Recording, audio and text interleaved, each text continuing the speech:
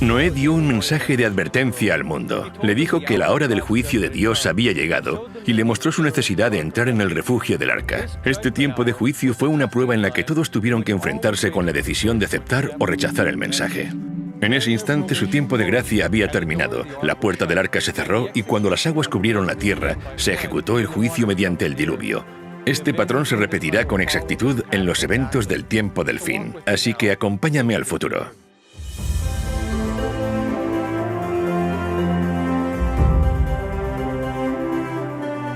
Soy Jeff Reich, el presentador.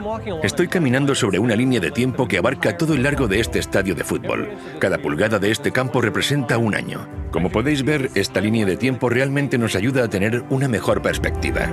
Anteriormente vimos cómo una profecía del libro de Daniel predijo el año exacto en que volveríamos a vivir los días de Noé, el comienzo del tiempo del fin. Vimos cómo esa profecía de 2300 días comenzó en el año 457 a.C. con el decreto de Artajerjes y cómo un día simbolizaba un año, así que abarcaba 2300 años.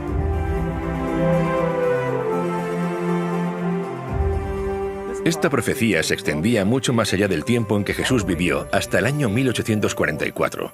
Fue en esa fecha cuando el mensaje del primer ángel comenzó a transmitir la señal de advertencia que anunciaba que la hora del juicio había llegado.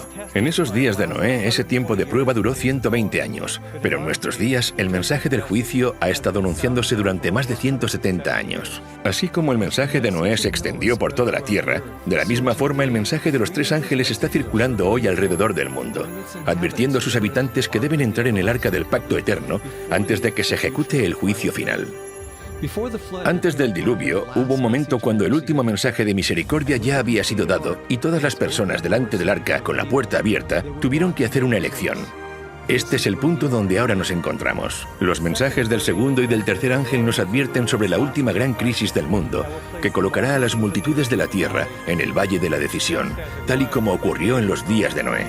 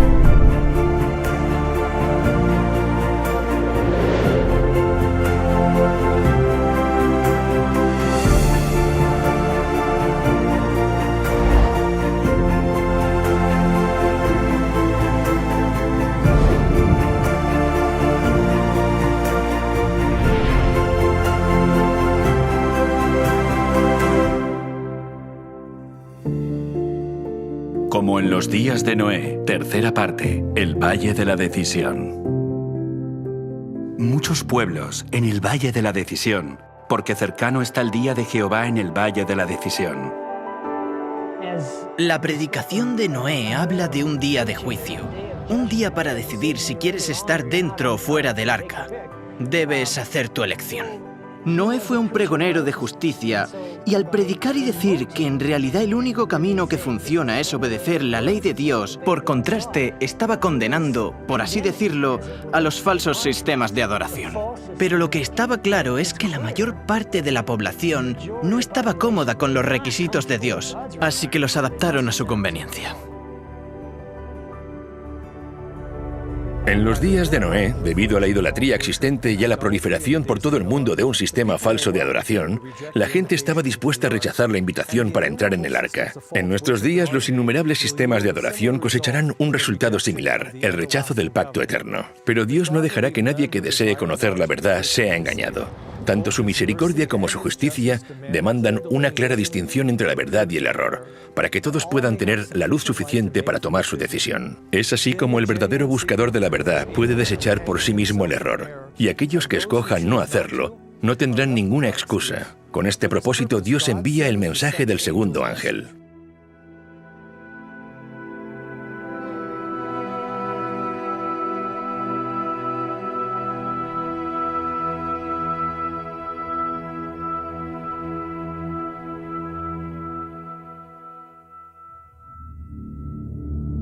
El mensaje del segundo ángel.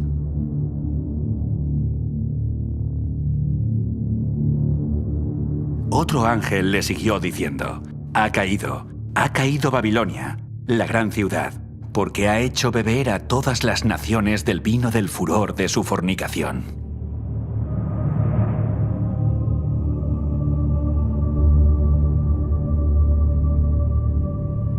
Ahora, ¿qué es el vino? En las Escrituras el vino representa las falsas doctrinas. El vino es escarnecedor, la sidra alborotadora, y cualquiera que por ellos yerra no es sabio.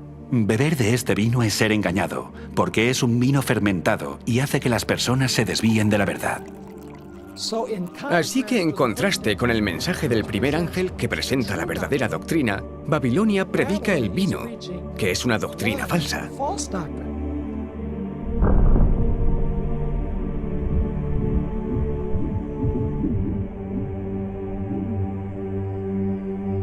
La oscuridad de la noche nos oculta de la vista la verdad sobre el mundo que nos rodea.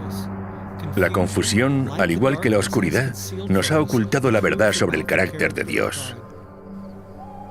Las doctrinas e ideas falsas son como los árboles del bosque que cambian con las estaciones.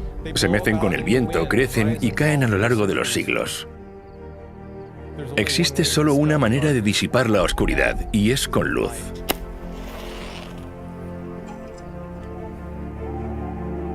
Pedro nos dice que tenemos también la palabra profética más segura, a la cual hacéis bien en estar atentos como a una antorcha que alumbra en lugar oscuro. Y a la luz de estas profecías, somos capaces de identificar este sistema llamado Babilonia.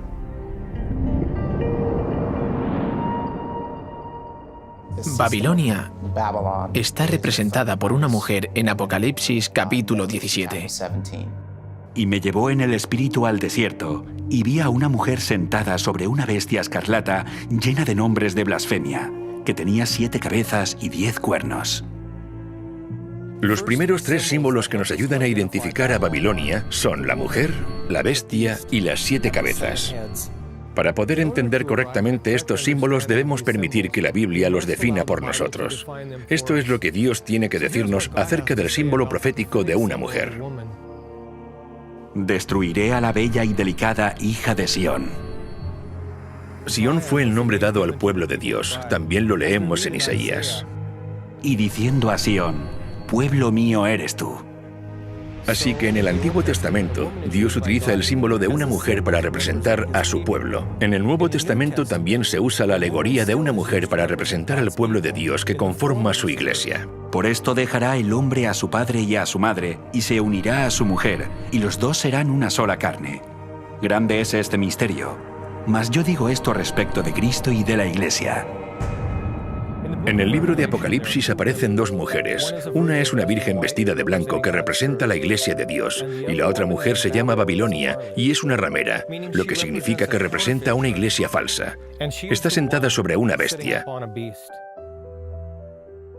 Una vez más, dejemos que la Biblia interprete sus propios símbolos y vayamos al libro de Daniel para definir lo que simboliza la bestia. La cuarta bestia será un cuarto reino en la tierra. De acuerdo con el libro de Daniel, una bestia simboliza un reino o una nación. Como la Biblia utiliza a una mujer como un símbolo de una iglesia y a la bestia como símbolo de una nación, entonces la imagen de una mujer sentada sobre una bestia simboliza a una iglesia que controla una nación o un reino. En otras palabras, esta nación es al mismo tiempo una iglesia y un estado. Después Juan dice que esta bestia tiene 7 cabezas, y la Biblia nos dice qué es lo que representan estas cabezas tan solo 6 versículos más adelante. Esto para la mente que tenga sabiduría. Las 7 cabezas son 7 montes, sobre los cuales se sienta la mujer. El hecho de que esta mujer se siente sobre esta bestia con 7 cabezas nos dice que esta iglesia y este estado están localizados cerca de 7 montes. Juan sigue describiendo a esta mujer con detalle. Y la mujer estaba vestida de púrpura y escarlata y adornada de oro, de piedras preciosas y de perlas, y tenía en la mano un cáliz de oro lleno de abominaciones y de la inmundicia de su fornicación, y en su frente un nombre escrito, un misterio: Babilonia la Grande, la madre de las rameras y de las abominaciones de la tierra. Nuestra cuarta pista dice que esta mujer o iglesia, a la que se llama Babilonia, es una ramera, lo que quiere decir que ha cometido adulterio contra Dios al abandonar su pacto. Así que esta iglesia no representa al pueblo de Dios. En lugar de eso, representa a una iglesia falsa. Nuestra quinta característica es la apariencia de la mujer. Se describe que viste con colores púrpura y escarlata. Al dejar que la Biblia define sus propios símbolos, vemos que Dios nos está diciendo que Babilonia es una iglesia y un estado rodeado por 7 montes, y es una iglesia falsa que aparece principalmente con los colores púrpura y escarlata. Solo existe una iglesia que encaje perfectamente con esta descripción, la Iglesia Católica, también conocida como el Papado. Investiguemos ahora las evidencias que confirman esta conclusión. La Ciudad del Vaticano es la única iglesia y nación de Estado en el mundo. Es conocida como la Ciudad de los 7 Montes y sus colores principales son el púrpura y el escarlata.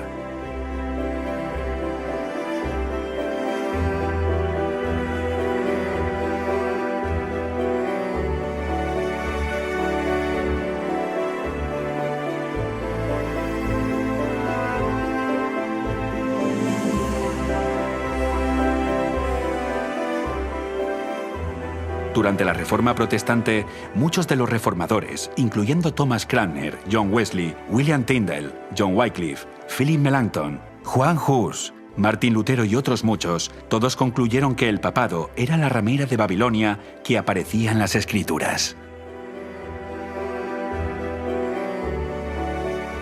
Yo por mi parte quiero descargar aquí mi responsabilidad personal y actuaré conforme a mi conciencia. Por eso dirijo mi acusación contra el Papa y todos los papistas, que en verdad el papado no es sino el reino de Babilonia y el verdadero anticristo. Porque, ¿quién sino será el hombre de pecado, el hijo de perdición, que con sus enseñanzas y sus leyes multiplica los pecados y acrecienta el número de almas que se pierden, mientras que está sentado en la iglesia como si fuera un dios? Pues todo esto lo viene cumpliendo a la perfección la tiranía papal desde hace muchos siglos. La cautividad babilónica de la iglesia de Martín Lutero, página 197.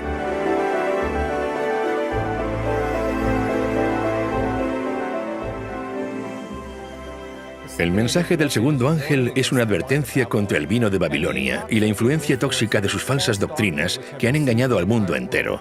Sí, incluso al mundo cristiano. Este gran engaño no se produjo de un día para otro, sino sutilmente a lo largo de varios siglos. Cuando piensas en lo que dijo Jesús justo antes de ir al cielo, Él dijo que este evangelio debía ser predicado en todo el mundo y después vendrá el fin. Vemos que los discípulos salen a predicar este evangelio, pero el fin no llegó. Yo creo que la razón es porque el evangelio se contaminó y comenzó a esparcirse por todo el mundo un evangelio diferente. En la segunda parte de esta serie, vimos cómo el santuario nos revela el Evangelio eterno y el pacto eterno, pero ahora veremos una profecía en el libro de Daniel donde se ataca al santuario. Esto es exactamente lo que aquí se está describiendo, un ataque al Evangelio y al pacto, reemplazándolo por un pacto falso. En Daniel capítulo 8, la Biblia habla sobre el poder de este cuerno pequeño que contaminaría el santuario. Aún se engrandeció contra el príncipe de los ejércitos, y por él fue quitado el continuo sacrificio, y el lugar de su santuario fue echado por tierra. Y a causa de la prevaricación le fue entregado el ejército junto con el continuo sacrificio, y echó por tierra la verdad, e hizo cuanto quiso y prosperó. Cuando estudias la secuencia del capítulo, no hay duda de que el cuerno pequeño está hablando del papado católico. La profecía de Daniel nos dice que el papado se ensalzaría a sí mismo y se exaltaría incluso por encima de Cristo, el príncipe del pacto. Y por culpa del papado, la verdad que representa el santuario y el ministerio de Jesús en el cielo sería echado por tierra. En lugar de mirar a Jesús como nuestro sumo sacerdote en el santuario celestial, haría que las personas se dirigieran a los sacerdotes humanos en un santuario falso en la tierra.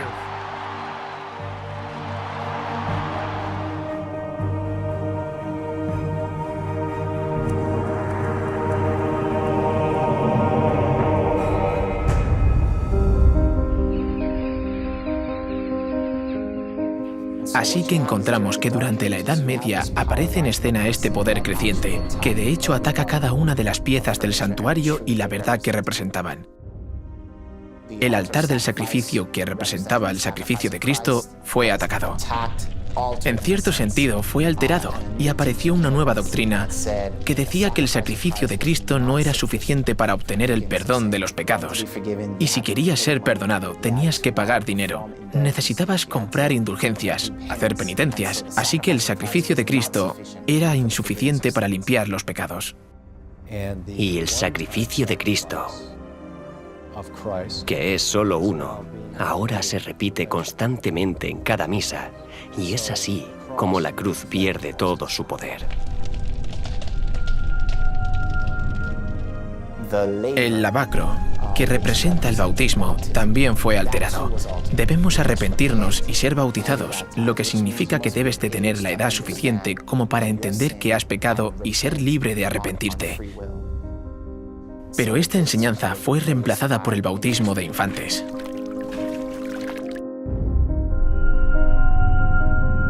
La mesa de los panes de la proposición representa la Biblia. La Biblia en la Edad Media fue arrebatada.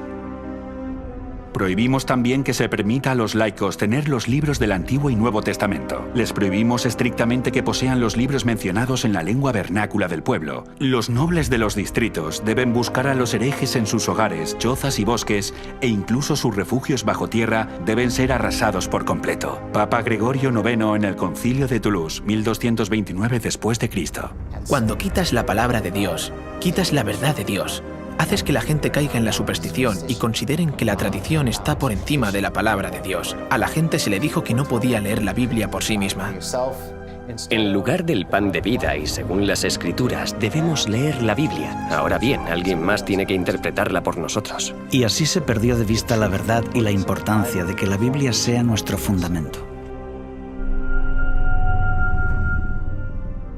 El altar de incienso, que representaba la intercesión de Cristo en nuestro favor, fue aniquilado. Y en su lugar se estableció el confesionario, un espacio de 2 compartimentos divididos por una cortina, con un hombre sentado en el lugar de Dios, escuchando las confesiones de otros hombres. De esta forma se le decía a la gente: no puedes tener acceso directo a Dios, tienes que ir a los sacerdotes y confesar tus pecados a ellos. El sacerdote vino y se colocó entre el pecador y el Señor y dijo: no, tú debes ir a Dios a través de mí, necesitas confesarme a mí tus pecados. Y otra vez se levantan barreras entre el hombre y Dios. Simplemente se eliminó la opción de acudir individualmente a Dios de forma directa.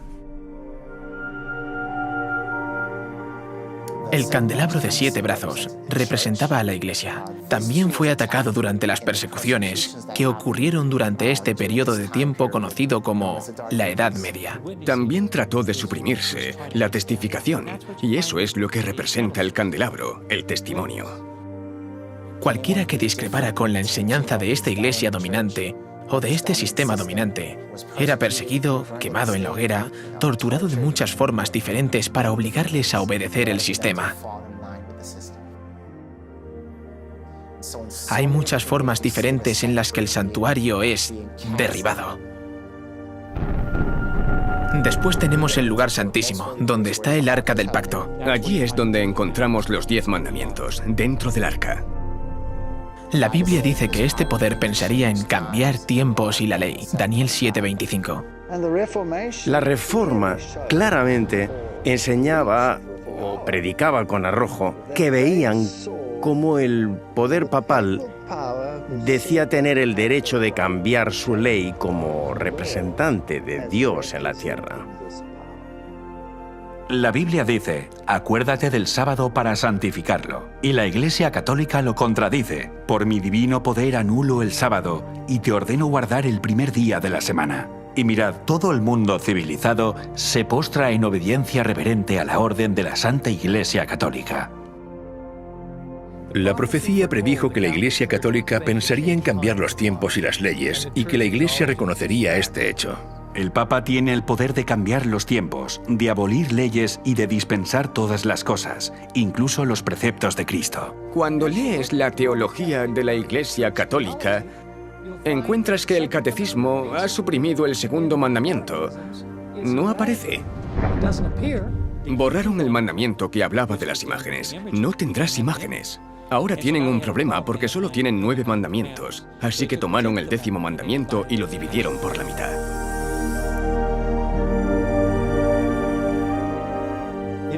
Además de aniquilar el santuario, cambiando las doctrinas y la ley, también eliminaron el sábado. Tomaron el 7º día de reposo, que es el sábado, y dijeron, por el poder y la autoridad de la Iglesia, hemos cambiado ese día al domingo, el primer día de la semana. Enfatizando el cambio de este mandamiento, un sacerdote católico en 1903 dijo lo siguiente: Es correcto que recordemos a los presbiterianos, bautistas, metodistas y al resto de cristianos que la Biblia no apoya en ningún lugar su observancia del domingo. El domingo es una institución de la Iglesia Católica, y aquellos que observan este día observan un mandamiento de la Iglesia Católica.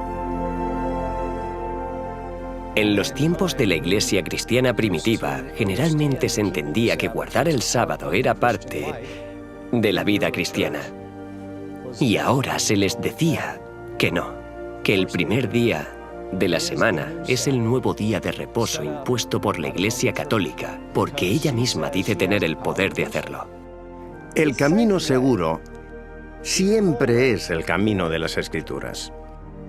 Si Dios dijo algo y me dejo convencer por alguien de que Dios no lo dijo así, ¿quién sería entonces el culpable?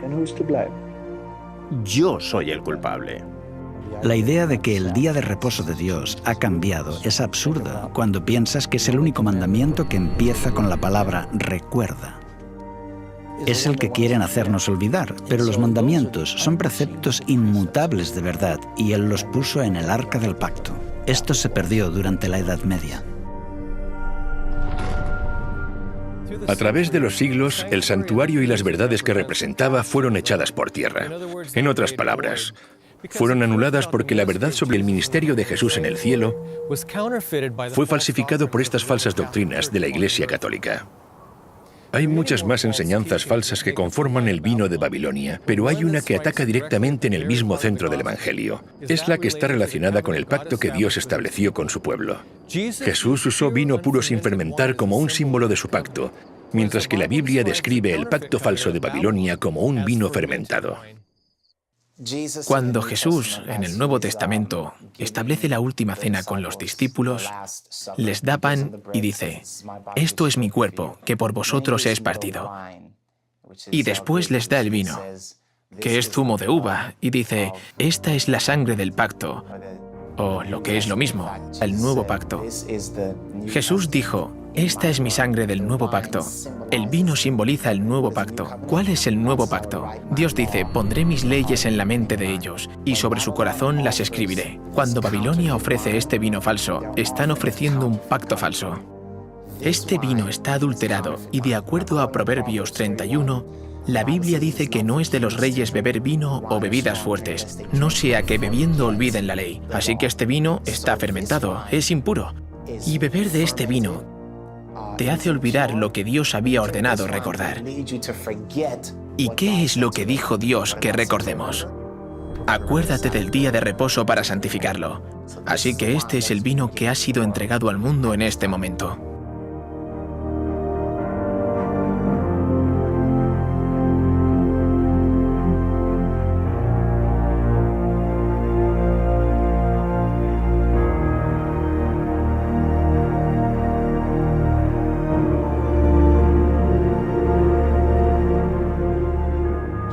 Vemos que cada pieza de mobiliario, incluyendo la ley de Dios, fue eliminada.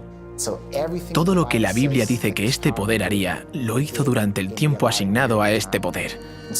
Así es como se rechazaron por completo todas de las verdades representadas en el santuario. Así que todo el santuario, desde la puerta hasta el lugar santísimo, había sido corrompido y necesitaba ser restaurado.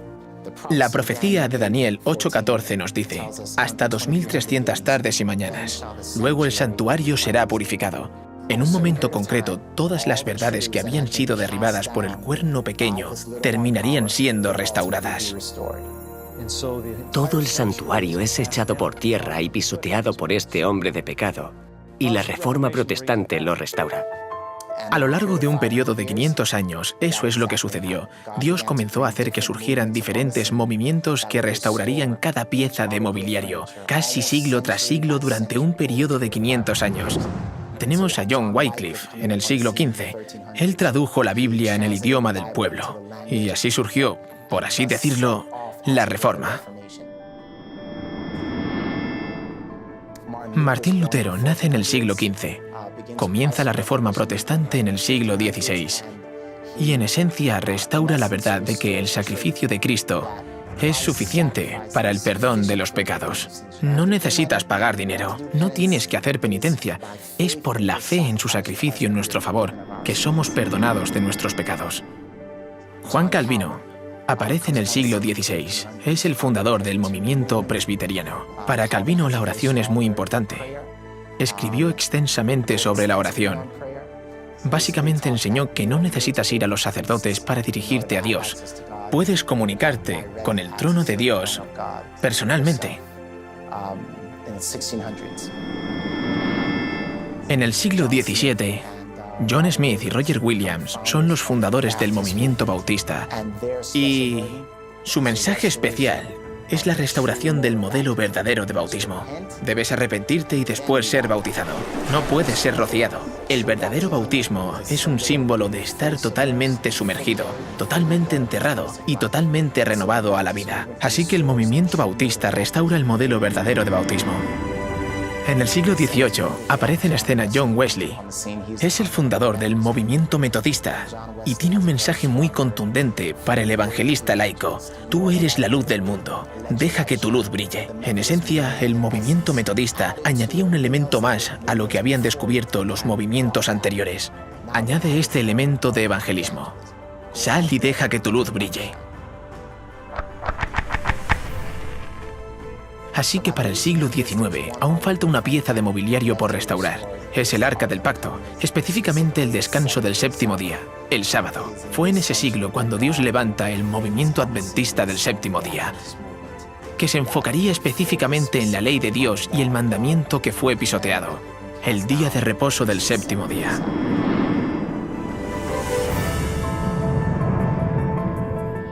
Así que en esencia tenemos estas dos profecías en el libro de Daniel. Una que dice que el santuario sería echado por tierra y la otra que dice que sería purificado al final de los 2300 días. Vemos que esto se confirma en la historia. El hecho de que este Evangelio eterno sea predicado de nuevo en 1844 significa que todas las cosas que habían sido alteradas e interrumpidas en el verdadero Evangelio fueron totalmente restauradas en 1844. Al mismo tiempo que el Evangelio es completamente restaurado y otra vez comienza a predicarse, comienza también el juicio. Así que este mensaje también se predica. Es un mensaje acerca del fin de los tiempos. Y es un mensaje que prepara al mundo para la venida de Cristo. Igual que Noé invitaba a la gente a entrar en el arca y diferenciarse de la mayoría, Dios, en los últimos días, está invitando a que la gente rechace las falsas enseñanzas de Babilonia. Y oí otra voz del cielo que decía: «Salid de ella, pueblo mío, para que no seáis partícipes de sus pecados, ni recibáis parte de sus plagas». Salid de ella, pueblo mío. Salid de lo falso y entrad a lo verdadero. Cuando se dice que pueblo de Dios está en Babilonia, está hablando de las iglesias que claman servirle. De lo contrario, Dios no les llamaría mi pueblo. Dios invita hoy a participar en la adoración correcta. En los días de Noé, el pensamiento popular ridiculizó el plan de salvación. Rehusaron entrar en el arca y en el tiempo del fin vuelve a haber un camino al arca porque hay un arca del pacto que señala a la ley que está dentro del santuario.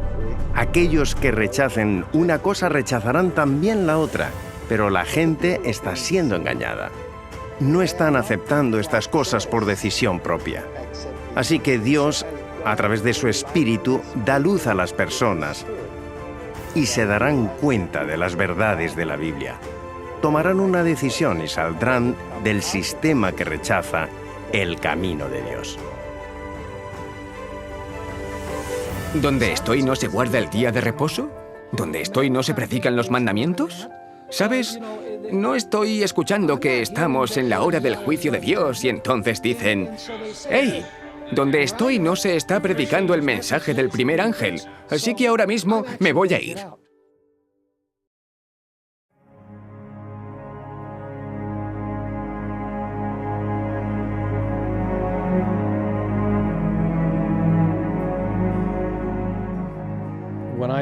La primera vez que escuché este mensaje, que la denominación a la que pertenecía era Babilonia, y que ese era un método falso de alabanza, me asustó y me salí de la Iglesia Católica.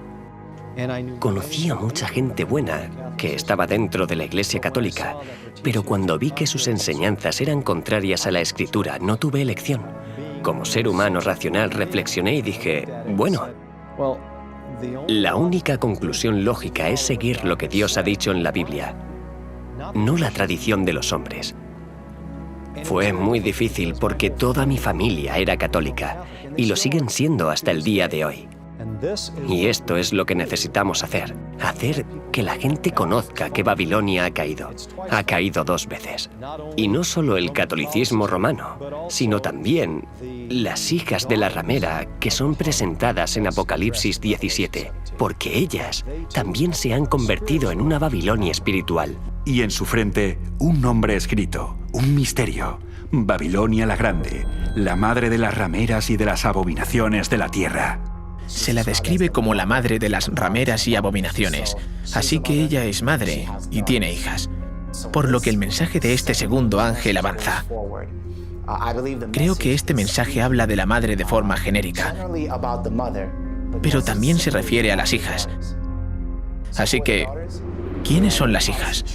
Son las iglesias protestantes que salieron de ella, que ya no protestan, que han rechazado el mensaje del primer ángel. Claramente, el mensaje del segundo ángel invita a que la gente salga de los sistemas religiosos donde no se pone en práctica el mensaje del primer ángel. Esto se refiere a las iglesias protestantes que han dado la espalda al mensaje del santuario, a la ley de Dios, al sábado. Babilonia ha caído, ha caído. Apocalipsis 18 lo retoma diciendo, «Salid de ella, pueblo mío».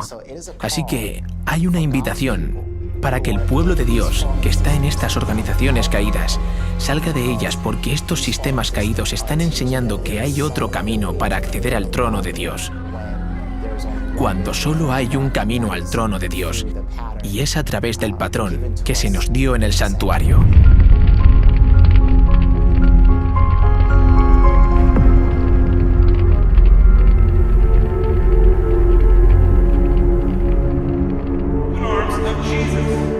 En lugar de protestar en contra de las tradiciones de los hombres y el vino de Babilonia, estas iglesias han bebido de él y lo vierten en sus congregaciones. El término Babilonia, confusión, puede ser apropiadamente aplicado a estas entidades. Todos afirman que sus doctrinas vienen de la Biblia y aún así están divididos en prácticamente innumerables sectas con credos en claro conflicto. Pero la fe religiosa parece tan confusa e incoherente que la gente no sabe cuál es la verdad. A pesar de las tinieblas espirituales y el alejamiento de Dios que se observa en las iglesias que constituyen Babilonia, la mayoría de los verdaderos discípulos de Cristo se encuentran aún dentro de ellas. ¡Lo necesito, Señor! Muchos de ellos no han oído nunca las verdades especiales para este tiempo. No pocos están descontentos con su estado actual y tienen sed de más luz. ¡Quita tus manos de la propiedad de Dios! En vano, buscan el Espíritu de Cristo en las iglesias a las que pertenecen. Como estas congregaciones se apartan más y más de la verdad y se van uniendo más y más con el mundo, la diferencia entre ambas categorías de cristianos se irá acentuando hasta que terminen por separarse del todo.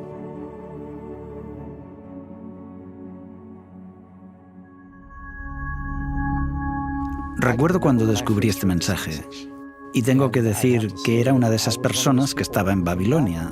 Era un pagano, pero la primera vez que fui a Jesús me uní a la típica iglesia evangélica y no hice esas cosas de las que estamos hablando. Y entonces, cuando escuché la verdad sobre el sábado y descubrí el mensaje de salir de Babilonia, fue una lucha. Fue doloroso. Creo que estuve algo enfadado porque me sentía engañado.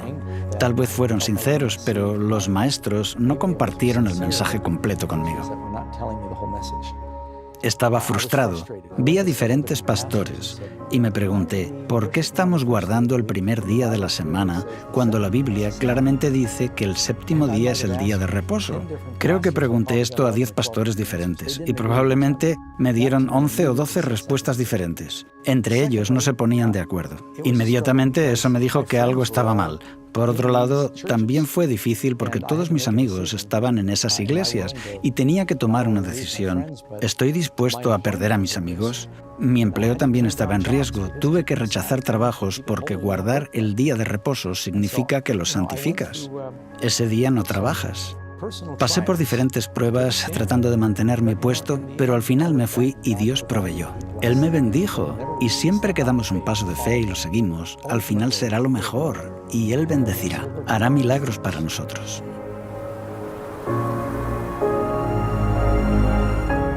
Los mensajes del primer y del segundo ángel serán difíciles de aceptar para los cristianos. Estas advertencias ponen en duda muchas de las creencias fundamentales que los cristianos han profesado. Imagino cómo fue escuchar las serias advertencias de un diluvio global pronunciadas por Noé. También supusieron un reto para la gente de aquellos días. Muchas de esas personas profesaban ser adoradores de Dios, pero las formas falsas de adoración los habían desviado tanto que realmente creían que Noé era un iluso, y rechazaron la invitación a entrar en el arca. El vino de Babilonia y los falsos sistemas de adoración están teniendo el mismo efecto hoy. Impedirán que muchas personas, incluso cristianos, reciban el mensaje del primer ángel. El mensaje les está invitando a entrar en el arca del pacto eterno. Es una invitación para adorarlo a Él, quien hizo los cielos, la tierra y el mar. Vimos cómo este mensaje apunta al mandamiento del sábado, porque es al mismo tiempo un recordatorio de su creación y una señal del pacto eterno. Al descansar el sábado, mostramos que estamos alabando al Dios verdadero y que hemos entrado en el pacto eterno al abrazar su símbolo del sábado. Pero muchos cristianos sinceros han sido engañados. Creen que adoran al Dios verdadero y que han aceptado su pacto, mientras ignoran la esencia de este pacto. Aunque engañados, Dios sabe que muchos han vivido fielmente de acuerdo al conocimiento que poseen. Pero si continúan en el error y rechazan las verdades encontradas en el mensaje de los 3 ángeles, se encontrarán fuera del arca, al igual que aquellos que rechazaron la solicitud de Noé. Dios es amor, y porque es amor, hay una cosa que no puede hacer, y es forzar a alguien a aceptar su misericordia, en contra de sus deseos. El amor invita, el amor implora, pero el amor nunca puede vulnerar el libre albedrío del cual depende su propia existencia. Dios acepta y se regocija en aquellos que vienen a Él y respeta las decisiones de aquellos que no lo hacen. Pero esto no es así con el gran adversario. Él usará todos los medios necesarios, incluyendo la coacción y la fuerza, para asegurarse la sumisión y lograr sus objetivos. Durante siglos, Satanás ha estado preparando sus engaños más poderosos para su asalto final. Pero en el otro lado, el amor hará que cada persona tome una decisión inteligente según su libre elección. Con este propósito, Dios envía el mensaje del tercer ángel para desvelar los planes del enemigo y que todos tengan la suficiente luz para que nadie sea engañado cuando se encuentre en el valle de la decisión.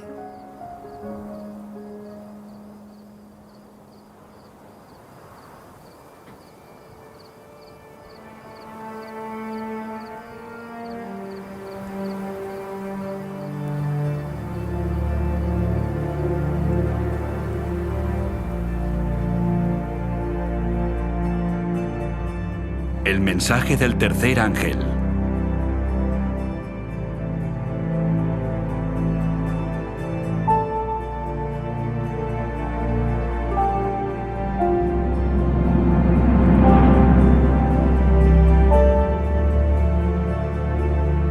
Y el tercer ángel los siguió diciendo a gran voz: si alguno adora a la bestia y a su imagen y recibe la marca en su frente o en su mano, él también beberá del vino de la ira de Dios, que ha sido vaciado puro en el cáliz de su ira, y será atormentado con fuego y azufre delante de los santos ángeles y del Cordero.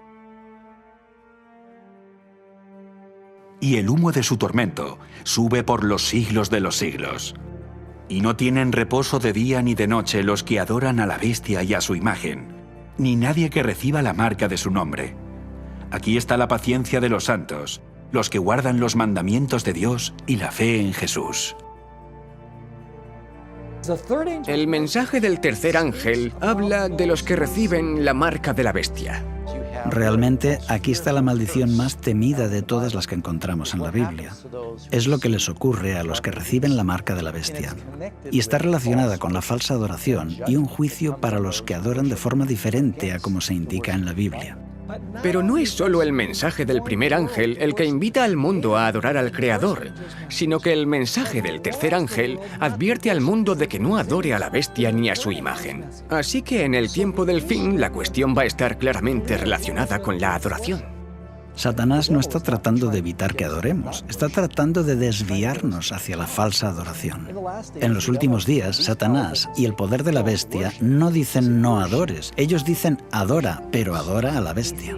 Vemos un paralelismo con los días de Noé. La población del mundo estaba dividida en dos grupos. Por un lado, la mayoría, lamentablemente fuera del barco con la marca de la bestia, y la minoría dentro del barco con el sello de Dios. Incluso hoy la identidad de la bestia sigue siendo un misterio para la mayoría. La cultura popular ha hecho de estas profecías tema de innumerables películas y libros, y esto ha llevado a todo tipo de especulaciones, y al hacer esto ha mermado su significado. Ha hecho que se olvide su verdadero significado bajo un manto de confusión. La verdad es que podemos saber exactamente qué es la marca de la bestia. Después de todo, esa es la razón por la que Dios nos dio esta advertencia. Primero necesitamos ser conscientes de que nadie estará a salvo solo por saber cuál es la marca de la bestia. Cuando llegue el conflicto final, solo los que tienen el sello de Dios serán preservados durante el último gran conflicto. Lo importante es que sepamos cómo podemos recibir el sello de Dios. Así que antes de ver en qué consiste la marca de la bestia, aprendamos primero en qué consiste el sello de Dios. Vi también a otro ángel que subía de donde sale el sol y tenía el sello del Dios vivo. Y clamó a gran voz a los 4 ángeles, a quienes se les había dado el poder de hacer daño a la tierra y el mar, diciendo: no hagáis daño a la tierra ni al mar, ni a los árboles, hasta que hayamos sellado en sus frentes a los siervos de nuestro Dios. En los días de Noé fue sellado en el arca. Esto solamente significaba que no podía salir y que nadie podía entrar. Una vez en el arca, la Biblia dice que el Señor le cerró la puerta. En las Escrituras, la palabra cerrar y la palabra sello son intercambiables. Por ejemplo, Dios le dijo a Daniel: cierra las palabras y sella el libro hasta el tiempo del fin. De esta forma, la palabra cerrar y la palabra sellar tienen el mismo significado. Por lo tanto, cuando la Biblia dice que el Señor lo cerró, es lo mismo que decir el Señor lo selló. Noé fue sellado en el arca del pacto y fue preservado durante el diluvio. Fueron salvados del juicio que iba a venir sobre toda la tierra. No hay otro momento más difícil en la historia humana que se pueda comparar en intensidad con el que el pueblo de Dios va a atravesar. Para poder resistir este periodo, esta dura prueba, el pueblo de Dios tiene que haber sido sellado primero. Y el propósito del sello es, en primer lugar, que Dios identifique a los que son suyos para que los ángeles sepan a quién deben proteger durante este momento de dificultad. Isaías, capítulo 8, versículo 16, habla de sellar la ley entre los discípulos de Dios. Ata el testimonio, sella la ley entre mis discípulos. Así que aquí descubrimos que hay una relación entre el sello de Dios y su ley. Cuando ves los sellos antiguos que se usaban en tiempos bíblicos, ves que siempre tienen 3 elementos. Tienen el nombre de la autoridad que los expedía, el rey o quien fuera, tienen su título y tienen su jurisdicción. Un sello tiene el título, el nombre y el territorio. Y cuando lees los 10 mandamientos, solo el 4º mandamiento habla de Dios como el creador. Tiene el nombre y tiene el territorio. Su jurisdicción es ser el gobernador de los cielos y la tierra. Así que justo en el mandamiento del sábado encontramos el sello de Dios, y esto es algo único que identifica al que adoramos. Al igual que en los días de Noé, subirse al arca representaba que aceptaban todo el código moral de Dios, los 10 mandamientos, seguir la voluntad de Dios. En el tiempo del fin, guardar el sábado es la señal de que se aceptan todos los requisitos morales de Dios. El sello, de acuerdo con la Biblia, puede resumirse en ese mandamiento, el cuarto mandamiento. No porque ese mandamiento por sí mismo te salve, sino porque ese mandamiento da autoridad a toda la ley. Sin el cuarto mandamiento, el resto del decálogo podría ser las leyes de cualquiera. Pero este es el Señor, tu Creador. Eso es lo que le da el sello de autoridad a toda la ley. Guardando ese día conforme al mandamiento, estás reconociendo la autoridad del legislador, y por eso es importante guardar el sábado. Y santificad mis días de reposo, y sean por señal entre mí y vosotros, para que sepáis que yo soy Jehová vuestro Dios. Realmente, el sábado determina a quién adoras. Guardar el sábado muestra que hemos confiado nuestras vidas a nuestro Creador, a nuestro Salvador. Si el día de reposo es la señal de Dios como el Creador, la marca de la bestia debe ser una señal antagónica que este poder ha creado para rivalizar con la señal que Dios estableció. ¿Cuál fue la señal que Dios estableció y que le reconoce como creador? El sábado. Así que, ¿cuál será la marca que distingue a la bestia y demanda que la gente le adore? Debe ser un día diferente. En el libro de Apocalipsis se dice que la última guerra es una guerra por la adoración. El mensaje del tercer ángel nos advierte 2 veces que muchos adorarán a la bestia. Esta es una violación del primer mandamiento que dice: no tendrás dioses ajenos delante de mí. El mensaje del tercer ángel nos advierte 2 veces que muchos adorarán la imagen de la bestia. Esta es una violación del segundo mandamiento que prohíbe la adoración de imágenes e ídolos. Hemos sido advertidos de que muchos recibirán el nombre de la bestia, una falsificación del tercer mandamiento, el de no tomar el nombre de Dios en vano. Y finalmente, el mensaje del tercer ángel nos advierte 2 veces de que no recibamos la marca de la bestia, una falsificación del sello de Dios del cuarto mandamiento. Recordad el sábado, santificadlo. Podemos ver el paralelismo entre tener un solo Dios o tener más a quien adorar. El nombre, la imagen, esto nos indica que el día de reposo es la marca, porque la descripción va en paralelo. Todo gira en torno a la primera tabla del Decálogo. Los primeros 4 de los 10 mandamientos son leyes que definen cómo tenemos que adorar a Dios. Así que cuando el mensaje del primer ángel nos ordena adorar a quien hizo los cielos, la tierra y el mar, nos dirige al arca del pacto eterno por medio de la alabanza al Creador. El mensaje del segundo ángel nos advierte que la falsa alabanza confundirá a la gente y la alejará del pacto. Y el mensaje del tercer ángel nos avisa sobre la bestia, que tratará de impedir que la gente entre en el pacto, forzándola a ignorar la señal de adoración al Creador, y en su lugar, recibir la señal de adoración de la bestia. Entonces, ¿quién es esta bestia? Me paré sobre la arena del mar, y vi subir del mar una bestia que tenía 7 cabezas y 10 cuernos, y en sus cuernos 10 diademas, y sobre sus cabezas un nombre blasfemo. Juan ve que esta bestia tiene 7 cabezas y 10 cuernos. Esta es exactamente la misma descripción de la bestia de Apocalipsis 17, sobre la que se sentaba la mujer llamada Babilonia vestida en colores púrpura y escarlata. Fíjate además que esta bestia también tiene 7 cabezas y 10 cuernos. En el capítulo 13 Juan vio que la primera bestia salía del mar. El capítulo 17 dice lo que simboliza el mar. Las aguas que has visto, donde la ramera se sienta, son pueblos, muchedumbres, naciones y lenguas. Así que lo que Dios está revelando en Apocalipsis 13 es que esta bestia sube al poder en un área densamente poblada. La bestia en Apocalipsis 17 sostiene a una mujer que está llena de nombres de blasfemia.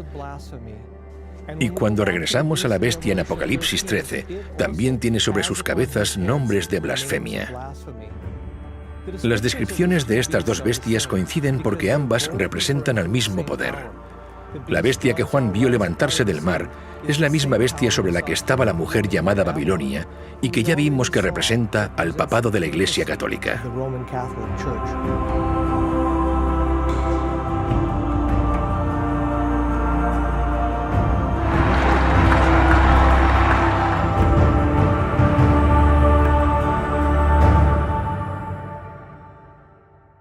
Cuando estudiamos quién es la bestia y entendemos cómo los símbolos de la bestia representan al sistema papal y a la Iglesia Católica, encontramos que su marca de adoración es la reivindicación de la capacidad que dicen tener para cambiar la ley de Dios.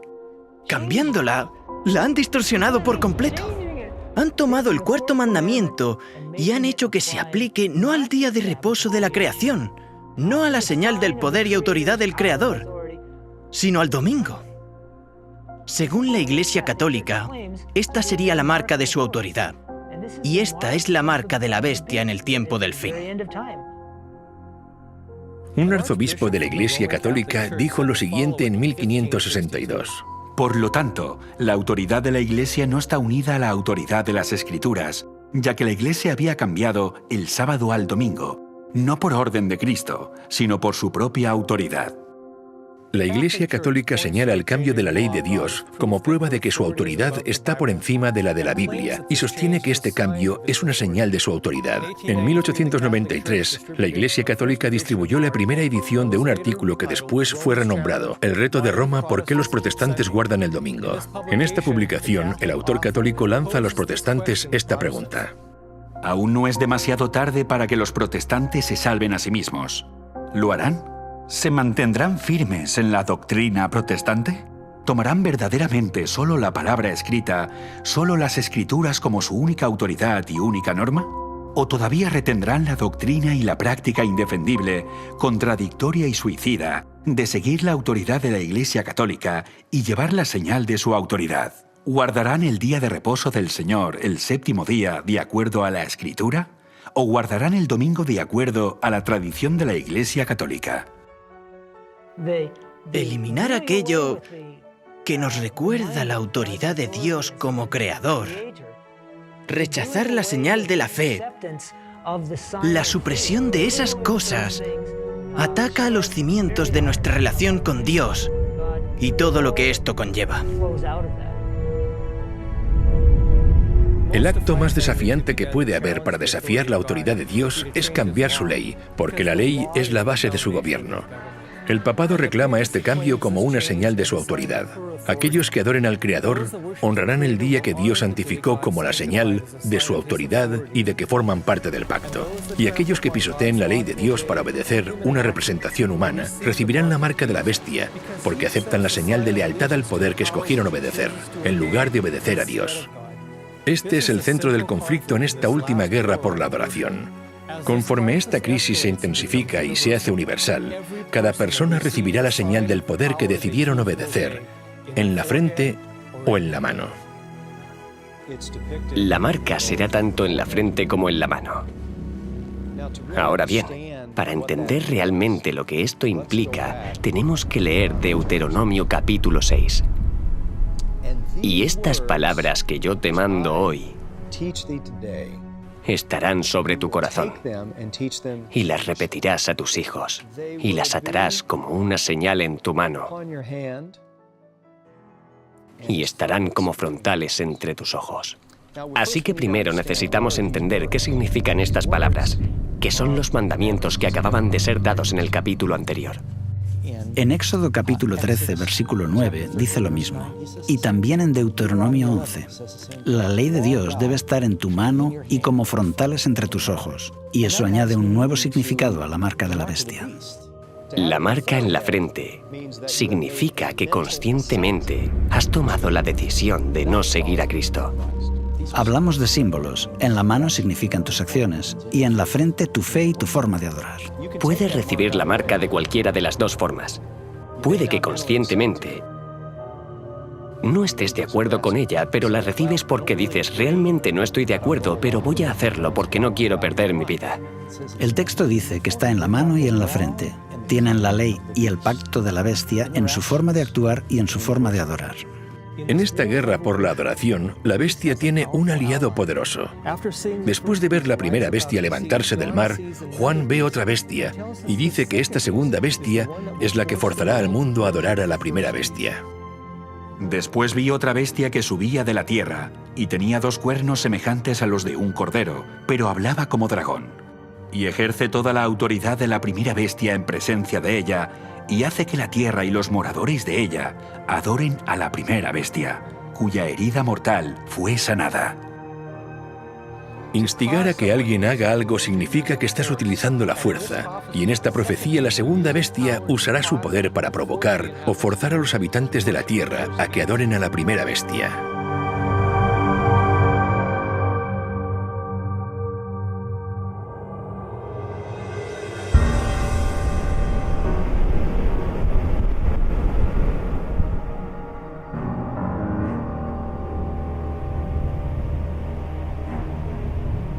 La primera bestia salió del mar, y ya vimos cómo la Biblia utiliza el mar como un símbolo para representar un área densamente poblada de personas, multitudes, naciones y lenguas. La segunda bestia sale de la tierra, que por contraste representa un área remota, lejos de las ciudades o áreas habitadas de la tierra. Se trata de una nueva nación ascendiendo al poder en un área relativamente deshabitada.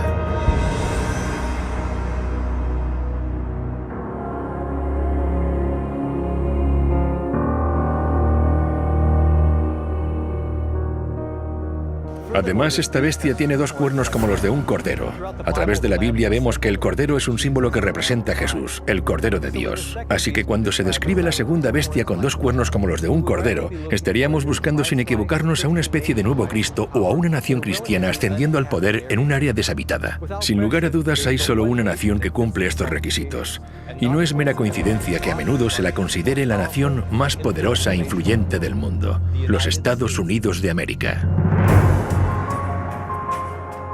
Los padres fundadores de esta nueva nación profesaban creer en el Dios de la Biblia cuando declararon: «Consideramos estas verdades evidentes por sí mismas que todos los hombres han sido creados iguales. El Creador les ha concedido ciertos derechos inalienables. Entre esos derechos se cuentan la vida, la libertad y la búsqueda de la felicidad».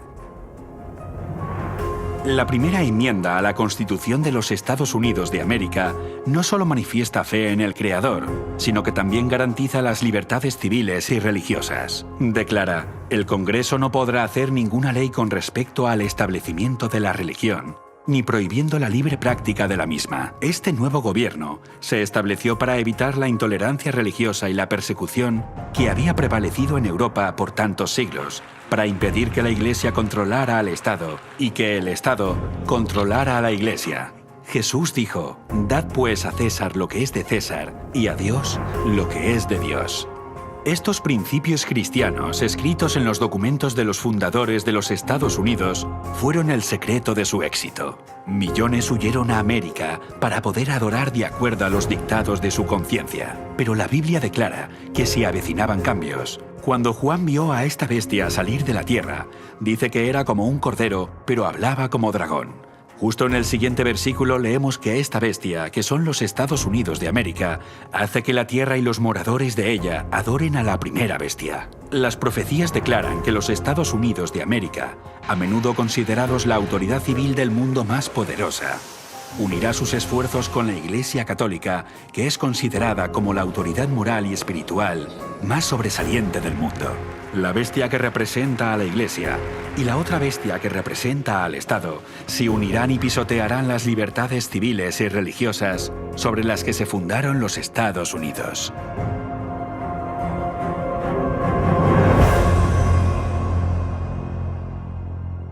En el tiempo de Cristo y los apóstoles, miles de personas abandonaron la religión de los saduceos y los fariseos, a los que Jesús había declarado corruptos, para formar parte del cuerpo de Cristo, la Iglesia del Nuevo Testamento. Los líderes religiosos apelaron al poder político para perseguirlos. Es por esto que el rey Herodes, en Hechos capítulo 12, había arrestado a Pedro y había ejecutado a Santiago. Aquel clero estaba pidiendo al poder político que persiguiera al pueblo de Dios. La historia se repitió durante la Edad Media con el poder de la bestia, cuando utilizaron el poder civil para perseguir, encarcelar y ejecutar a aquellos que no obedecieran las disposiciones de la Iglesia. Esto volvería a pasar. Veremos que en el tiempo del fin esto se va a repetir. Posiblemente necesitaríamos debatir un proyecto de ley que requiera que cada americano vaya a la iglesia de su elección el domingo para tratar de lograr una renovación moral. Sí, estamos hablando de la senadora Sylvia Allen y ella piensa que la nación está sufriendo una decadencia moral. La cuestión acerca del día de reposo será muy importante en todo el mundo. Las cadenas de radio y los canales de televisión también difundirán la visión opuesta porque Dios es un Dios justo. Así que la televisión, la prensa y otras organizaciones informarán acerca de las dos opciones, de los dos sistemas de adoración y los dos días de reposo. El sábado bíblico en el séptimo día y el día de reposo del resto del mundo. Se asegurarán de que este mensaje quede claro. Los cristianos han dicho que lo cambiaron. No, te equivocas. Mucha gente escuchará este mensaje en la 11ª hora. Miles se convertirán. Y el séptimo día fue un día de descanso ahora. El primer día, el domingo, que por cierto fue tomado de los romanos y los griegos, se introdujo después. ¿Cuál es el problema? Lo que está ocurriendo es que los pecados de Babilonia están siendo desenmascarados y la gente se va a dar cuenta de que las iglesias son Babilonia. Y de que estas iglesias han estado enseñando doctrinas falsas. Irán a sus pastores y sacerdotes y dirán, ¿son ciertas estas cosas? ¿Por qué no nos habéis dicho nada? Y preguntarán, ¿estas cosas son así? Y claro, la mayor parte harán todo lo que puedan para denunciarlo y apartarse de ellos, pero ellos continuarán diciendo paz, paz, no os preocupéis por estas cosas. Les están engañando, pero muchos no se quedarán satisfechos. Habrá muchos que escuchen este mensaje y lo acepten. Van a posicionarse y saldrán de Babilonia a costa de una gran pérdida personal y experimentarán una gran tribulación y persecución. Comenzarán a abandonar las iglesias nominales, aunque los líderes no van a descansar tranquilamente. De hecho, harán todo lo que puedan para contrarrestar el mensaje que ha sido difundido. Los líderes religiosos protestantes y católicos van a unir sus fuerzas.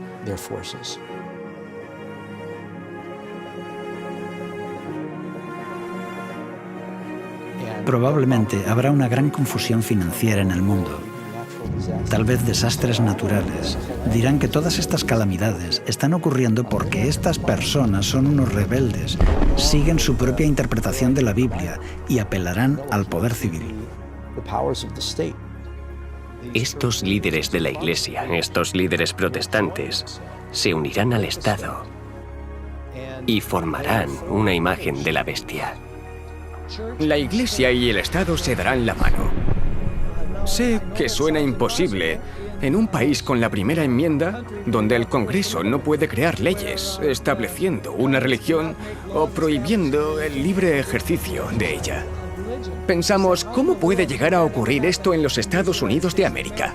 Apocalipsis 13, versículos 11 al 18, nos dice que está llegando el día cuando esto ocurra. También hace grandes señales, de tal manera que aún hace descender fuego del cielo a la tierra delante de los hombres. Y engaña a los moradores de la tierra con las señales que se le ha permitido hacer en presencia de la bestia, mandando a los moradores de la tierra que le hagan imagen a la bestia. Cuando dice que los Estados Unidos dirán al mundo que deben hacer una imagen de la bestia, está diciendo que deben imitar el sistema papal, creando un gobierno de iglesia y Estado. Las iglesias líderes de los Estados Unidos se unirán en puntos comunes de doctrina y juntas harán que el gobierno imponga sus decretos.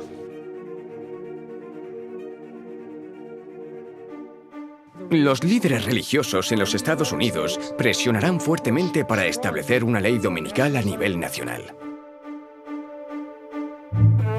Los gobiernos estarán inundados con solicitudes para hacer que la legislación establezca el domingo como día de adoración.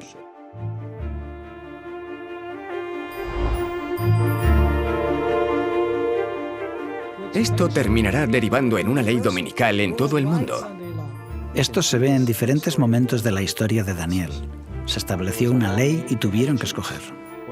Cuando se instaló la imagen en los valles de Dura, no parecía que tuviera importancia. No fue importante hasta que se ordenó que todos debían adorarla. ¿Obedezco a la ley del Estado, me postro y adoro a la imagen de oro? ¿O obedezco la ley de Dios y permanezco en pie cuando todos los demás se han postrado? Satanás quería que desobedecieran a Dios. Después de negarse, está el decreto de muerte. La antigua historia de la imagen de oro en Babilonia que todos debían adorar o por el contrario serían ejecutados es en sí una profecía que representaba a Babilonia la Grande en el tiempo del fin, porque establecerá una imagen de la bestia y el que no la adore deberá ser ejecutado. Y que ninguno pudiese comprar ni vender, sino el que tuviese la marca o el nombre de la bestia, o el número de su nombre. Imagina que desde este momento en adelante no se te permitiera comprar ni vender, sin comida, ni ropa, ni agua. ¿Cuánto tiempo aguantarías? El propósito de esta ley es obligar a aquellos que obedezcan la ley de Dios a perecer como marginados de la sociedad o a rendirse y recibir la marca de la bestia. El ridículo, la persecución y la severidad del castigo irán en aumento hasta que finalmente derivará en la pena de muerte. Y se le permitió infundir aliento a la imagen de la bestia, para que la imagen hablase e hiciese matar a todo el que no la adorase. ¡Alto, policía! ¡Quieto! ¡Policía! ¡Ya habéis ¡Vamos, oído! póngase ahí! ¡Vamos! ¡No se mueva! ¡Al suelo! ¡Vamos, vamos, al suelo!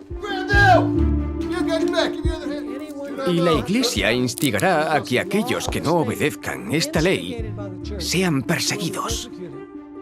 La presión política va a ser aplicada de tal forma que usarán el poder militar y policial para perseguir a aquellos que crean en la verdad bíblica. Muchos antes del final, en el fin del tiempo de gracia, perderán sus vidas o serán llevados a prisión.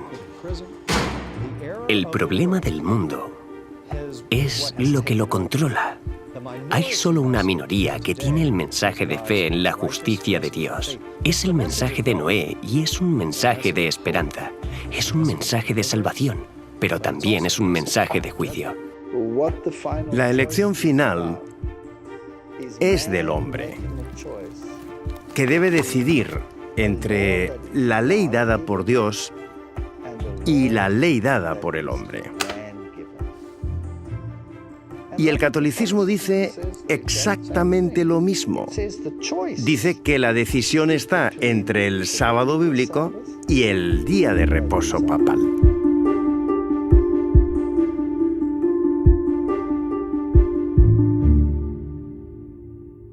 En estos momentos nadie tiene la marca de la bestia. Esto será solamente cuando el decreto de ley imponga que hombres y mujeres deben recibir la marca del poder que han elegido obedecer. Antes de continuar, quiero dedicar un momento para considerar 3 principios latentes en esta controversia. Veréis, la lucha entre el día de reposo de Dios y la legislación dominical es una disputa acerca del carácter de Dios. ¿Quién es Dios? ¿Impondría que todos le adoren por la fuerza o más bien desearía un servicio de amor ofrecido libremente? Dependiendo de nuestra respuesta, esta pregunta determinará en qué lado de la controversia te encontrarás. Si crees que Dios obligará a los suyos a adorarlo, entonces puedes llegar a pensar que Dios desea la ley dominical. Sin embargo, si crees que el carácter de Dios es altruista y amoroso, entonces reconocerás que la imposición del día de descanso, la violación de la libertad y la conciencia es la obra de otro poder. El segundo principio nos lleva a la siguiente pregunta. ¿Cómo nos salva Dios? La idea de que podemos apaciguar a Dios y poner fin a los desastres de la tierra imponiendo de forma estricta el día de adoración, en cierto modo sería como aceptar el principio de que el hombre puede salvarse a sí mismo mediante su esfuerzo personal. Por otra parte, si creemos que Dios es quien nos da la salvación, tal y como nos lo asegura el pacto hecho con Él, entonces entraremos en su reposo y honraremos el séptimo día, que fue dado como una señal de que reconocemos que Él es el único que nos salva. El tercer principio es la demostración. Es en las crisis donde se revela el verdadero carácter, y cuando el conflicto final envuelva al mundo, todos manifestarán el carácter que han cultivado. Unos revelarán el carácter altruista de Dios al sacrificar sus vidas para ayudar a salvar a otros, mientras que otros revelarán el carácter egoísta del adversario al sacrificar las vidas de otros para salvarse ellos mismos. Estos son los principios detrás del gran conflicto en los que todos nosotros estaremos involucrados. Y aquí se puede ver con claridad que lo que crees acerca del carácter de Dios y lo que crees sobre la salvación determinará probablemente si escoges recibir la marca de la bestia o el sello de Dios.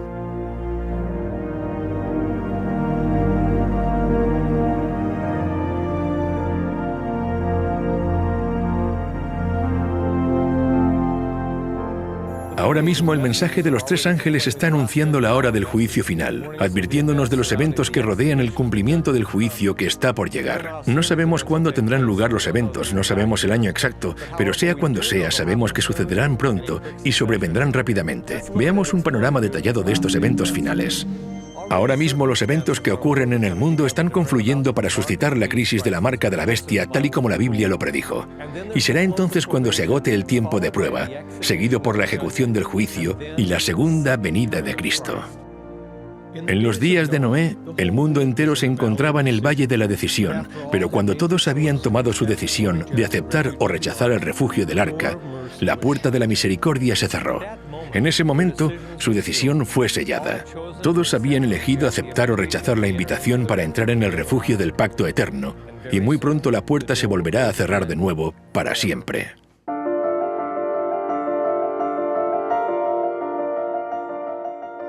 Muchas personas no se dan cuenta de la relación que hay entre los días de Noé y el final de los tiempos.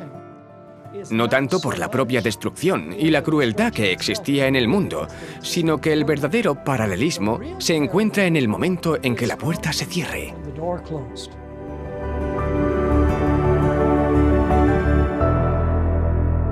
El fin del tiempo de gracia. Nosotros como humanos, sencillamente, no podemos comprender la tolerancia y la paciencia de Dios. Pero él dijo, no contenderá mi espíritu con el hombre para siempre. Hay un límite, y en el tiempo de Noé, Dios determinó 120 años.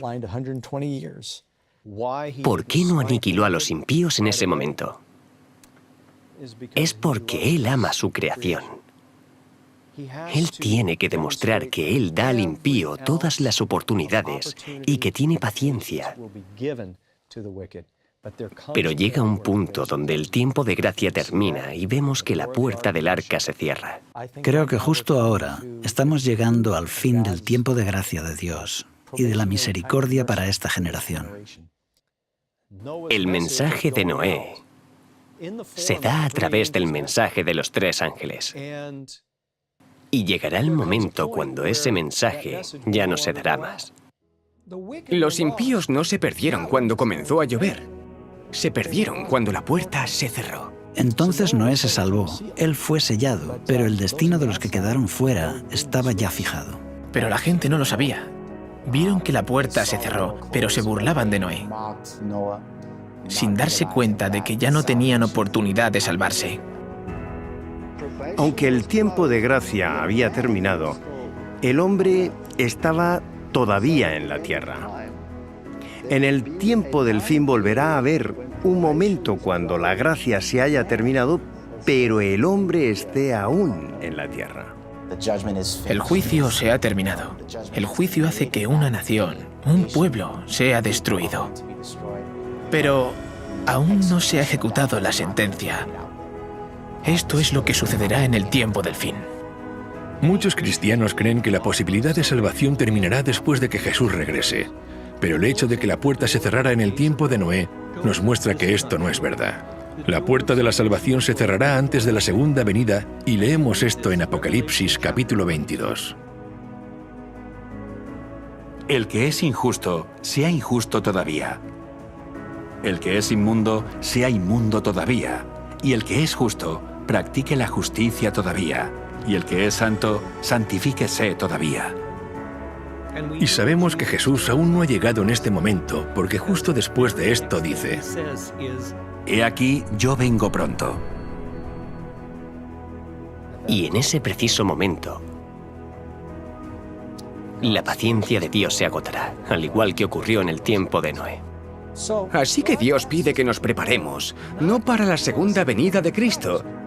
Él pide que nos preparemos para cuando se termine el tiempo de gracia. Esto es lo importante.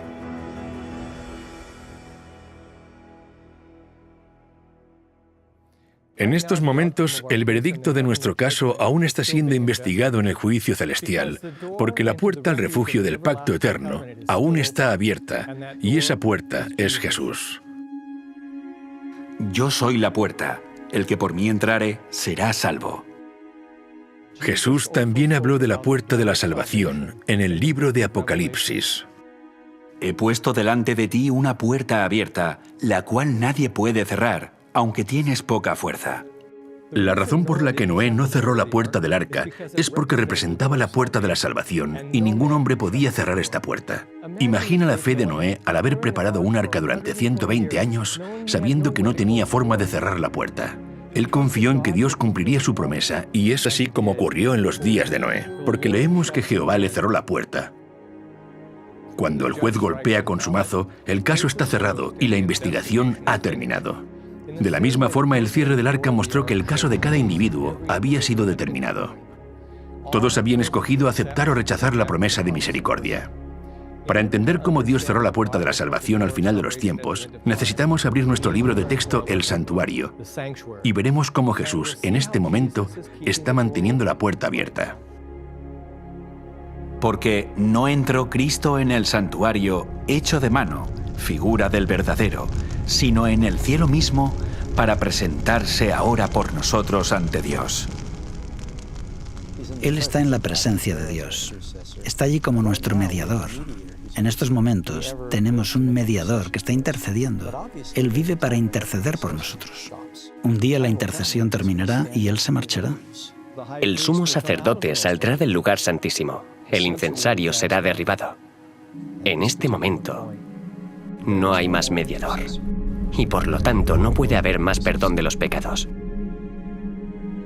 Cristo es el que murió, más aún, el que también resucitó, el que además está a la diestra de Dios, el que también intercede por nosotros. Jesús es nuestro defensor en el tribunal celestial, y su intercesión ante el Padre suplicando para nosotros por los méritos de su sangre hace posible la misericordia. Esto significa que cuando Jesús deja la presencia del Padre, la humanidad ya no tendrá más un mediador, y la puerta de la misericordia se cerrará. Ahí los salvos quedan salvos y los perdidos quedan perdidos. Lo que significa que cada caso ya ha sido decidido para vida o para muerte. Damos por sentado que Él nos perdonará, porque a menudo cuando pecamos sabemos que podemos orar y Él nos perdona. Pero un día la lavandería va a cerrar y ya no podremos ser purificados. Así que ahora es el momento de ser santificados y purificados. En el tiempo del fin, Dios va a tener una generación que tiene una naturaleza pecadora, pero a través del poder de Dios, ganarán la victoria total sobre el pecado. Vi también como un mar de vidrio mezclado con fuego, y a los que habían alcanzado la victoria sobre la bestia y su imagen, y su marca y el número de su nombre, en pie sobre el mar de vidrio con las arpas de Dios. Son llamados los 144.000 los santos que viven cuando Jesús viene. Ellos van a desarrollar un carácter como el de Jesús. Dicho de otra forma, van a desarrollar un carácter de victoria sobre el pecado.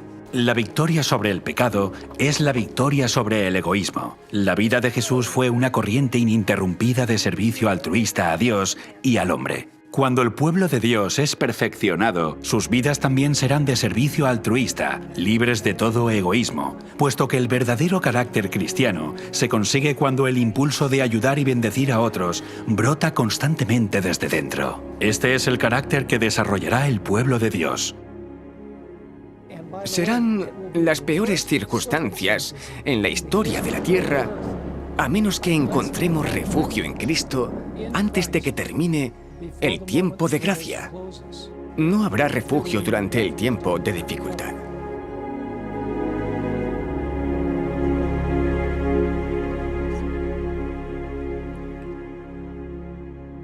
La Biblia dice que Satanás es el acusador de los hermanos, pero Jesús está en la presencia de Dios para defendernos. Pero Jesús no puede terminar su trabajo de intercesión hasta que se levante una generación de santos que estén tan llenos del Espíritu que puedan ponerse en la presencia de Dios sin un mediador. Así que justo ahora Jesús está trabajando para cumplir las promesas de su pacto en aquellos que se lo permitan. Al haber confesado sus pecados en Jesús, han sido perdonados y mediante su poder, sus caracteres han sido santificados y restaurados. En otras palabras, serán capaces mediante el poder de Dios de sostenerse en el momento de dificultad sin pecar cuando ya no haya un mediador en el santuario celestial.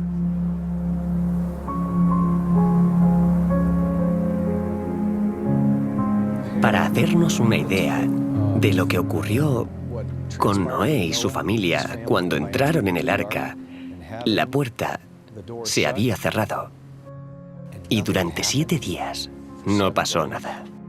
Y los impíos estaban fuera, y no había señales de que fuera a suceder lo que Noé había predicho. Tuvo que haber pensado, bueno, este diluvio, estas aguas van a llegar en cualquier momento. No hay duda de que durante ese tiempo Noé atravesó una prueba severa de su fe. Y pasó un día y no ocurrió nada. Pasan 2 días y nada.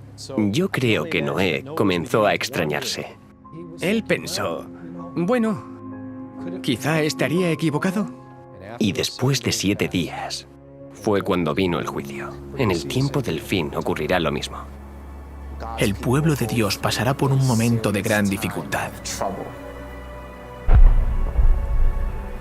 Les van a hacer creer. Serán tentados a creer que la presencia de Dios les ha abandonado.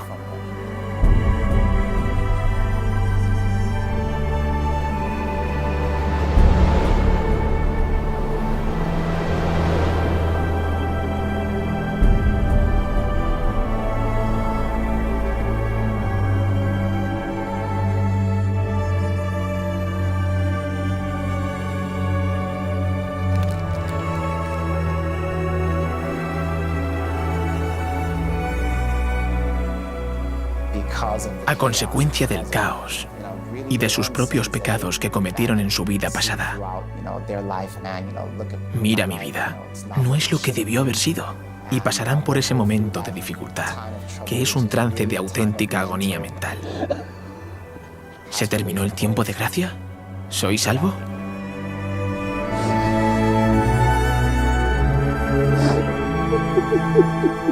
Nadie sabe con exactitud cuándo se cierra la puerta. Cuando caigan las plagas, sabremos cuándo termina el tiempo de gracia. Existe un paralelismo con el tiempo de Noé en el sentido de que hay una predicación. La predicación divide el mundo en 2 grupos. Luego está cuando la puerta se cierra. Después hay un periodo donde la fe de los que están dentro del arca se pone a prueba y aquellos que están fuera están seguros de que Noé y su familia están equivocados, y después está la destrucción. Llama la atención el paralelismo con el tiempo del fin, porque primero está el mensaje de los 3 ángeles que incluye el momento del juicio. Después de esto se cierra la puerta, cuando los inmundos permanecen inmundos y los justos siguen siendo justos. El santo seguirá siendo santo y el injusto continuará siendo injusto. Después de eso habrá un periodo de tribulación donde el pueblo de Dios estará en la tierra. Su fe será puesta a prueba. Luego vendrá la destrucción. Así que hay un paralelismo sorprendente entre lo que sucedió en los días de Noé y lo que sucede durante el día del juicio final. Y este juicio termina con el fin del tiempo de gracia, no con la segunda venida de Cristo. Termina en el fin del tiempo de gracia, cuando la puerta se cierra, al igual que ocurrió en los días de Noé. En Lucas capítulo 13, también aparece la imagen de la puerta cerrada y la gente que llama a la puerta para entrar. Porque os digo que muchos procurarán entrar y no podrán. Después que el padre de familia se haya levantado y cerrado la puerta, y estando fuera empecéis a llamar diciendo, «Señor, Señor, ábrenos». Él respondiendo os dirá, «No sé de dónde sois». Entonces comenzaréis a decir, «Delante de ti hemos comido y bebido, y en nuestras plazas enseñaste». Pero os dirá, «Os digo que no sé de dónde sois, Apartaos de mí, todos vosotros, hacedores de maldad. Lo más triste de todo esto es que muchas de estas personas que están llamando a la puerta se autoengañaban. Creían que estaban caminando con el maestro, cuando en realidad estaban caminando con otro, un maestro falso. Jesús identificó solo una razón para no conocerlos. Él dijo: «Apartaos de mí todos vosotros, hacedores de maldad». Y la palabra maldad significa sin ley. Aunque ellos afirmaban ser seguidores de Cristo, no se rindieron a la obra del Espíritu Santo y en consecuencia no guardaron sus mandamientos.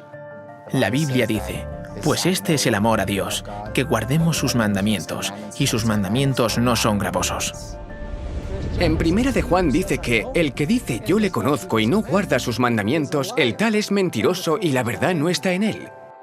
Así que no basta solamente con afirmar ser cristiano, no es suficiente. Por este motivo, muchos se sorprenderán cuando se enteren de que están fuera del arca y dicen: Señor, Señor. Y él dice: apartaos de mí, no os conozco. Así será la situación en los últimos días. La gente va a pensar que las formas de religión pueden hasta cierto punto suplir la santidad y devoción reales.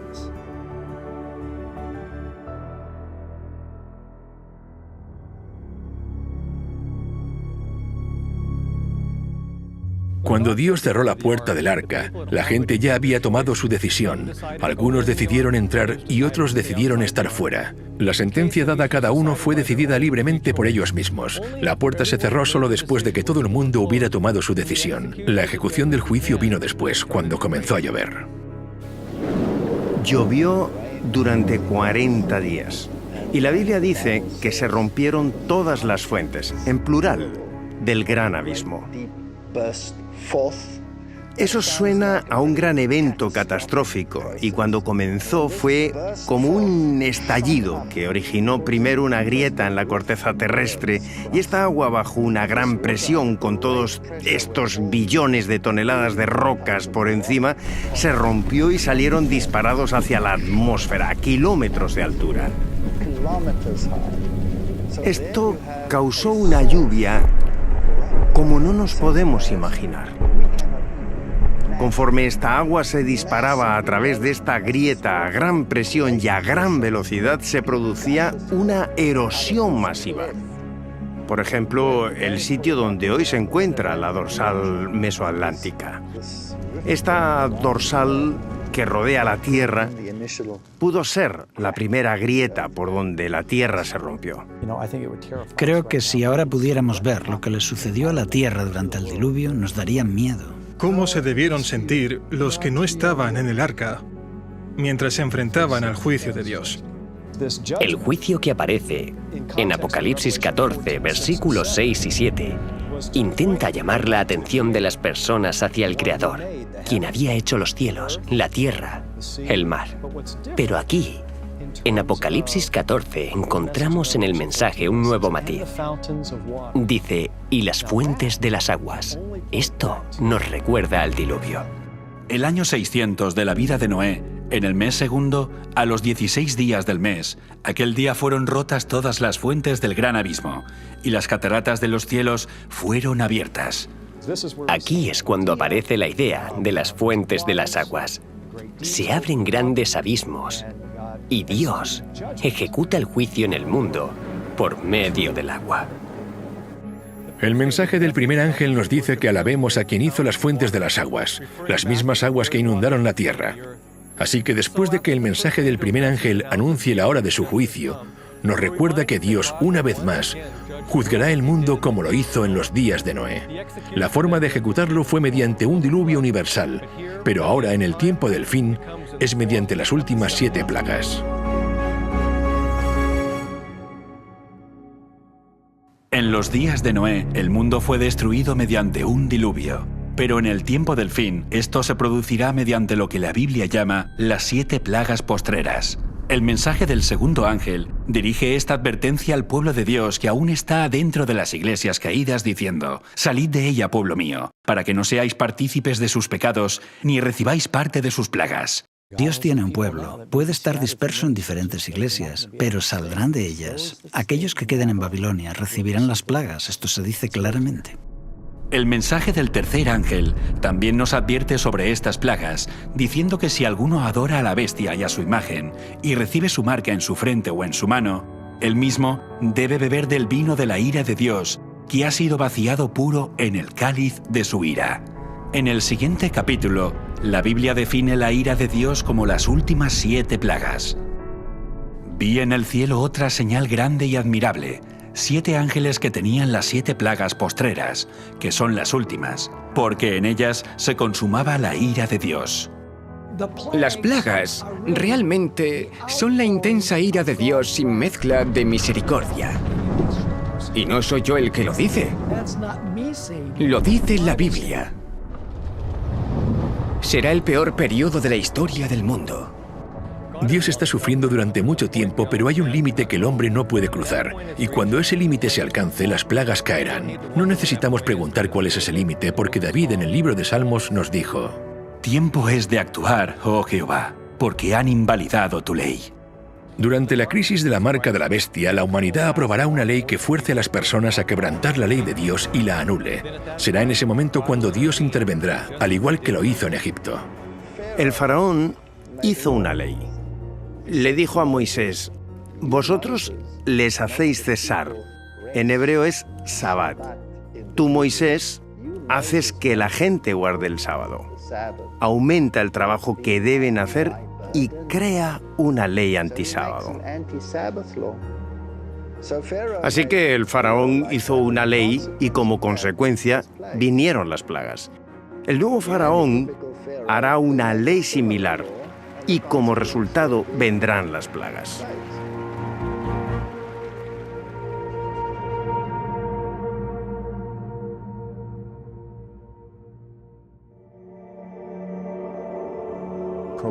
El tiempo de gracia ha finalizado.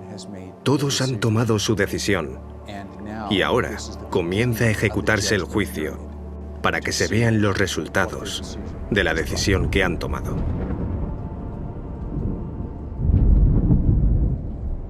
Oí una gran voz que decía desde el templo a los 7 ángeles: Id y derramad sobre la tierra las 7 copas de la ira de Dios. Las últimas 7 plagas son descritas en Apocalipsis capítulo 16, y algunas de esas plagas son, por ejemplo, algunas personas desarrollarán heridas en todo su cuerpo. Fue el primero, y derramó su copa sobre la tierra, y vino una úlcera maligna y pestilente sobre los hombres que tenían la marca de la bestia y que adoraban su imagen.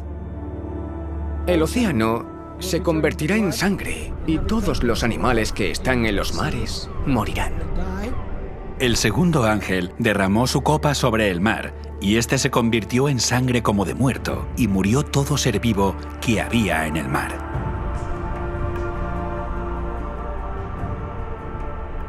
El tercer ángel derramó su copa sobre los ríos y sobre las fuentes de las aguas, y se convirtieron en sangre. Las fuentes de los ríos, el agua potable, también se convertirá en sangre.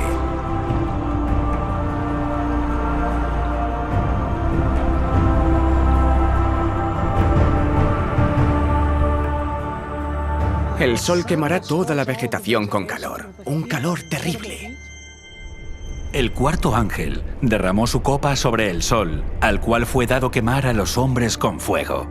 Y los hombres se quemaron con el gran calor, y blasfemaron el nombre de Dios, que tiene poder sobre estas plagas, y no se arrepintieron para darle gloria. El quinto ángel derramó su copa sobre el trono de la bestia, y su reino se cubrió de tinieblas, y mordían de dolor sus lenguas, y blasfemaron contra el Dios del cielo por sus dolores y por sus úlceras, y no se arrepintieron de sus obras. El sexto ángel derramó su copa sobre el gran río Éufrates, y el agua de éste se secó, para que estuviese preparado el camino a los reyes del oriente.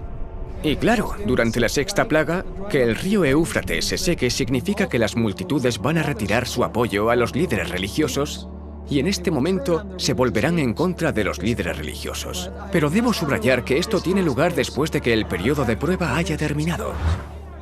la gente verá que ha sido engañada. Estamos perdidos, gritan, y tú eres el culpable de nuestra ruina. Y se volverán contra los falsos pastores. Por todos lados hay conflicto y la sangre se derrama. La gente aún está viva en el momento que la puerta se cierra, y mientras que el mundo se termina, las plagas están cayendo, y esto sucede antes de que Cristo venga en las nubes de gloria. Incluso después de que caiga la sexta plaga, sabemos que Jesús aún no ha regresado a la tierra, porque entre la sexta y la séptima plaga, Él dice, «He aquí, yo vengo como ladrón». El séptimo ángel derramó su copa por el aire, y salió una gran voz del templo del cielo, del trono, diciendo, «Hecho está». Entonces hubo relámpagos, voces, truenos y un gran temblor de tierra, un terremoto tan grande cual no lo hubo jamás desde que los hombres han estado sobre la tierra. Y cayó del cielo sobre los hombres un enorme granizo, como del peso de un talento, y los hombres blasfemaron contra Dios por la plaga del granizo, porque su plaga fue sobremanera grande.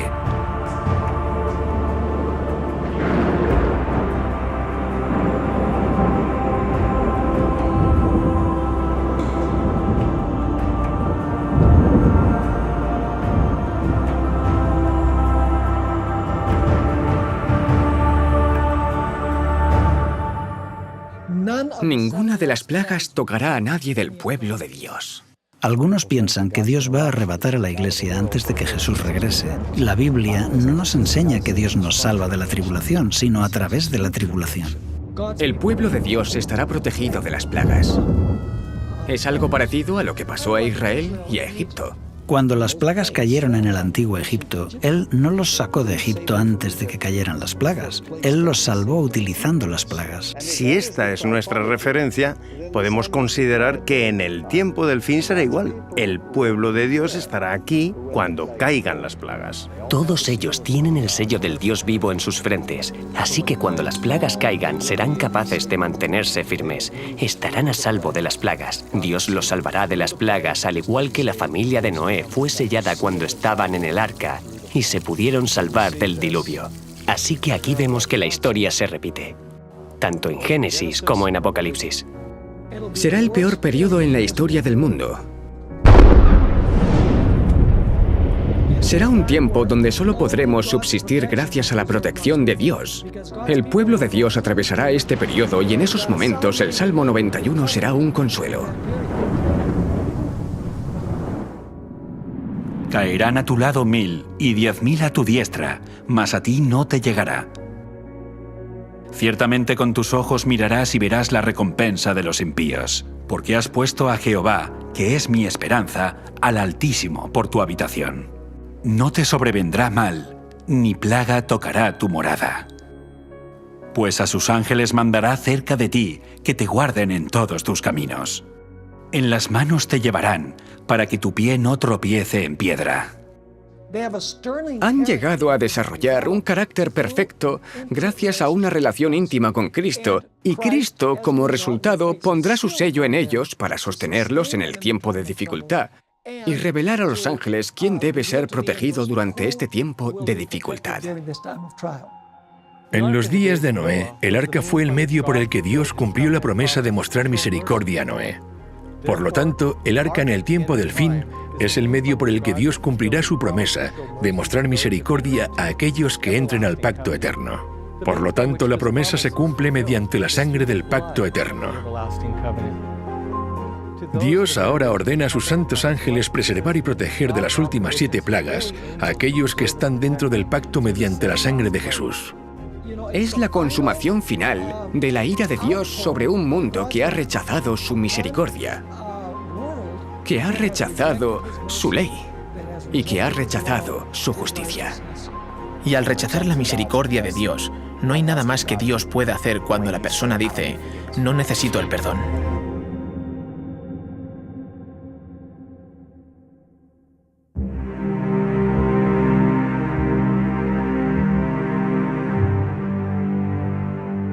Nadie necesita recibir estas plagas, porque Jesús ya bebió esta copa por nosotros. Fue en el jardín del Getsemaní cuando la culpa de los pecados del mundo fue puesta sobre los hombros de Jesús y dijo, «Mi alma está muy triste, hasta la muerte. Yendo un poco adelante, se postró sobre su rostro orando y diciendo: Padre mío, si es posible, pase de mí esta copa, pero no sea como yo quiero, sino como tú.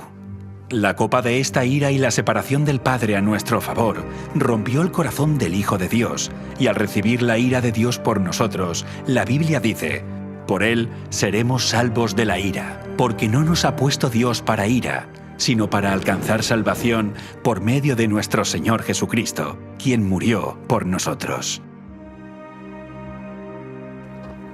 Aunque el mundo tal vez se burlaba y los ridiculizaba, dejaron de burlarse cuando la lluvia comenzó a caer, y cuando estas plagas finales caigan, la gente se va a dar cuenta de que habían escuchado la verdad. Ahora es el momento de escuchar y prepararse.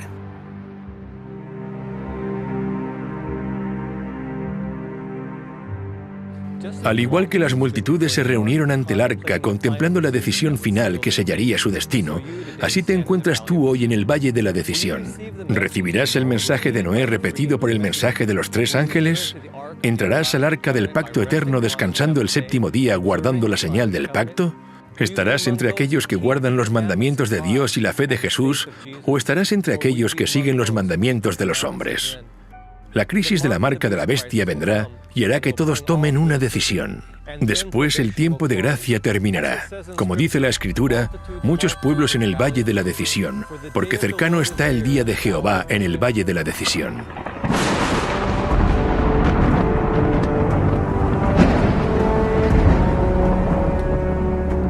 Después de las últimas 7 plagas, lo siguiente que ocurre es la bendita esperanza y la aparición gloriosa de Dios y nuestro Salvador Jesucristo. Durante siglos, los cristianos han hablado, soñado y deseado ese día, cuando puedan mirar al rostro a aquel que murió para redimirlos. Y ahora ese tiempo ha llegado. ¿Pero estarás listo para encontrarte con Él? Segunda venida. Cuando volvamos a ver de nuevo a Cristo, cuando Cristo venga por segunda vez, la Biblia dice que esta tierra quedará en un estado inhabitable a causa del fuego y la presencia de Dios. Porque nuestro Dios es fuego consumidor. Cuando Él regrese a la tierra, Pablo escribe: cuando se manifieste el Señor Jesús desde el cielo con los ángeles de su poder en llama de fuego. Él regresará como fuego consumidor, porque Jesús no solo vendrá como el ser humano que fue cuando caminó sobre esta tierra. Él vendrá como el Rey de Reyes y Señor de Señores. Su gloria ya no estará velada.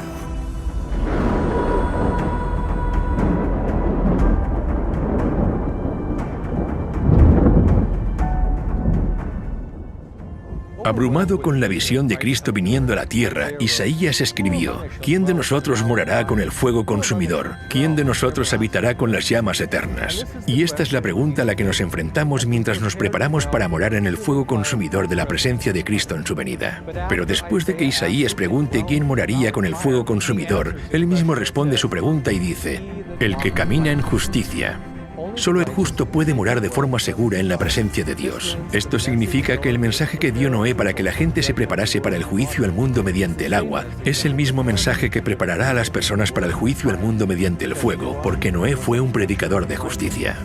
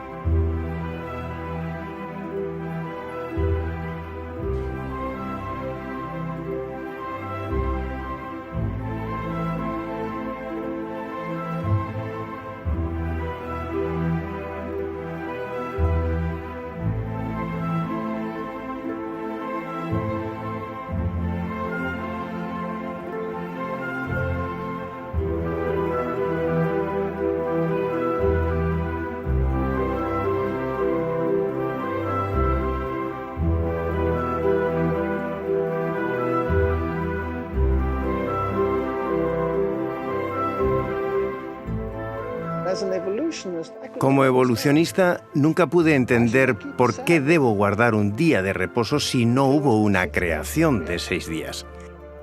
Este asunto se debatirá de nuevo en el tiempo del fin.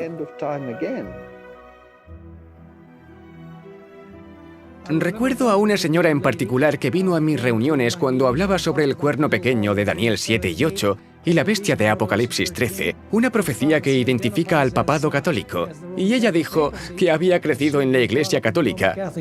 De hecho, había estado en un convento, se había educado en un convento. Hasta ese momento estaba emocionada, pero cuando prediqué ese mensaje dejó de venir. Pero las buenas noticias son que aunque le tomó tiempo asimilar el mensaje, después de varios meses de estudio personal, aceptó el mensaje.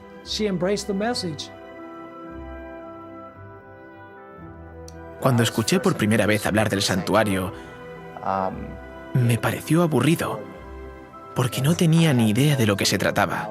Acababa de entrar en la iglesia y solo me atraía, te puedes imaginar, el tema de la marca de la bestia. El santuario era solo como, bueno, sí, la marca de la bestia, eso es lo importante.